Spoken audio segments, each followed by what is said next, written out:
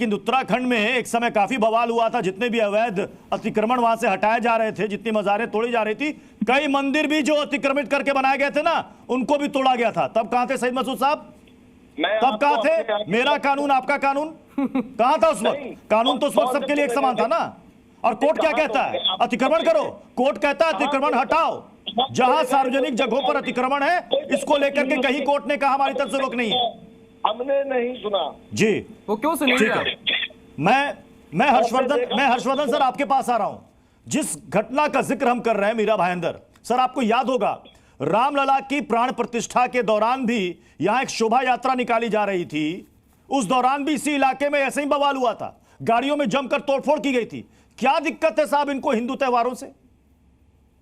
देखिए, मुझे लगता है पृथ्वी जी, ये चर्चा जिस तरह से तुलना करके की जाने लगती है, ये बहुत अच्छा नहीं है।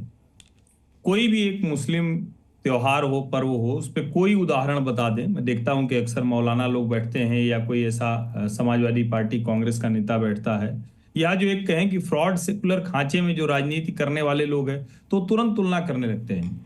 एक तो कोई वाकया बताइए ना, एक कोई ऐसी घटना बता दीजिए जिसमें मुस्लिम पर्व पर हिंदू जाते हों और पत्थरबाजी करते हों या कोई नुकसान करते हों, या जो उस धर्म की आस्था के विरुद्ध है उसके खिलाफ काम करते हों। ऐसा होता क्यों है कि हिंदू पर्व, उत्सव, त्योहार पर ही ऐसा कुछ होता है? और जो जिस अपार्टमेंट की बात आप कर रहे हैं, वहां तो कमाल हो गया। वो कह रहा है कि रोशनी नहीं जलाओ, लाइट नहीं जलाने देंगे। क्यों नहीं जलाने देंगे? अब वहां जो खबर निकल कर आ रही, क्योंकि सोसाइटी में वो बकरा काटना चाहते थे बकरीद पे, वो नहीं हो पाया, इसलिए लाइट नहीं जलाने देंगे।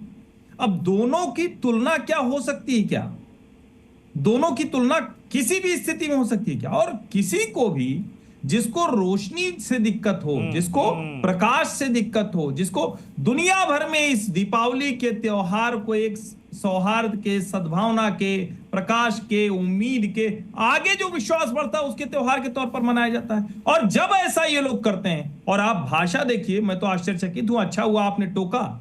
आपका कानून ऐसा है जो मुस्लिमों के खिलाफ है। शर्म नहीं आती है ऐसे लोग? आपका कानून मतलब क्या हुआ? कुछ समय पहले जो कश्मीर घाटी के अलगाववादी हैं, वो भी ऐसी बात करते थे, भारत से आए हुए हैं। अरे भाई, भारत का ही हिस्सा है। यही वो मानसिकता है जिसकी वजह से ये सारी घटनाएं घटती हैं। और ये लोग अभी भी, मैं फिर से कह रहा हूं, भारतवर्ष ने विभाजन झेला है, बहुत एक मुस्लिम देश के नाम पर एक विभाजन झेला है। अब इस तरह की घटनाएं नहीं होनी चाहिए और ऐसे लोगों से सख्ती से कानून के दायरे में निपटा जाना चाहिए। हाँ बोलिए सैयद मसूद साहब। रोशनी से तो आपको भी शायद एतराज नहीं होगा। नहीं, रोशनी से, दीपक से, दियों से आपको तो कोई एतराज नहीं है?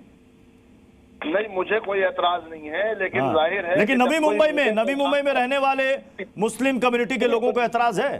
पीयूष जी सुनिए, हाँ, जब कोई मेरे त्योहार पे जबरदस्ती मुझे मेरा त्योहार नहीं मनाने देगा, तो मैं किसी और को क्यों मनाने दूंगा भाई? अच्छा, किसने आपको रोका? किसने रोक दिया आपको त्योहार मनाने से? होनी भी चाहिए। किसने रोका? आप मुझे नहीं मनाने देंगे तो मैं आपके त्योहार। किसने आपको रोका ईद मनाने से? बकरीद नहीं मनाई आपने, किसने रोक दिया? देखिए, ये फितरती बात है, इंसान की फितरत है। और वहां पर जैसा कि मैंने कहा, ये ध्रुवीकरण की राजनीति भाजपा के जरिए करी जा रही है। आने वाले चुनाव में बुरी तरह से भाजपा हार रही है वहां पर महाराष्ट्र में। इसी वजह से सारे इसी तरीके के नारे दिए जा रहे हैं। जुनैद हैरी साहब ये कह रहे हैं कि आपने हमें त्योहार मनाने से रोक दिया, जबकि ऐसा नहीं हुआ, इसलिए हम आपको नहीं मनाने देंगे। ये क्या है? शोभा यात्रा में पत्थर बरसते हैं, फिर तो यही कहेंगे कि साहब हमने, आप बताइए ना, कहां मुहर्रम में कभी कैसा देखा गया कि वहां पर पत्थरबाजी हुई हो?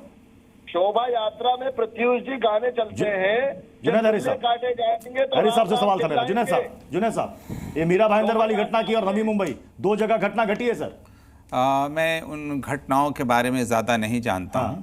एक बात तो मैं बता दूँ, और दूसरी बात यह है कि इसमें तो कोई शक नहीं है कि चाहे किसी का जो भी पूजा पद्धति है, तो जिस मुल्क में हम रहते हैं, अलग अलग पूजा पद्धति और अलग अलग आस्था के लोग रहते हैं। हम भले नहीं मनाएं, लेकिन दूसरों को ये आज़ादी मिलनी चाहिए और हमें सहायता करनी चाहिए कि वो आराम से वो काम कर सकें।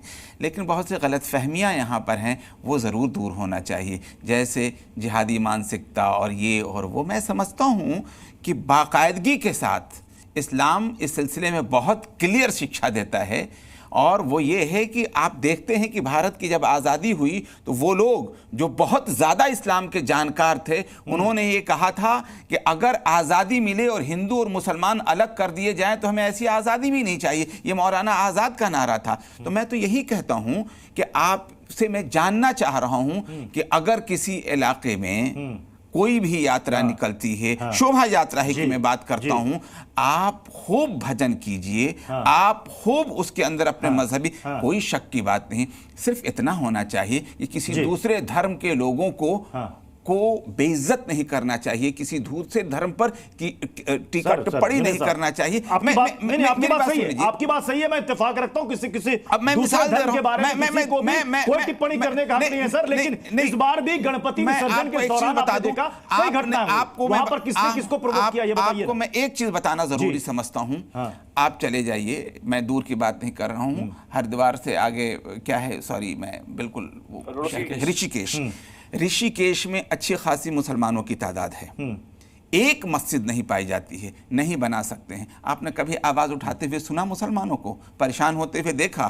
ठीक है, नहीं है। मैं खुद उस शहर से होकर के आया और पूरा फ्राइडे के दिन कहीं ना कहीं मुसलमान नमाज पढ़ना चाहिए, लेकिन कोई मस्जिद ही नहीं है पूरे शहर में और बनाने की अनुमति नहीं है। तो देखिए, मैं आपको एक चीज बताना चाह रहा हूं, ये कि इसके बावजूद कोई हंगामा तो नहीं किया, कोई हंगामा नहीं है। तो ये सवाल है, फिर अगर कहीं कोई हंगामा नहीं तो ये हंगामा करने वाले कहां से आ जाते हैं? ये कहां से आ जाते हैं? मैं आपसे तो नहीं टपकते होंगे।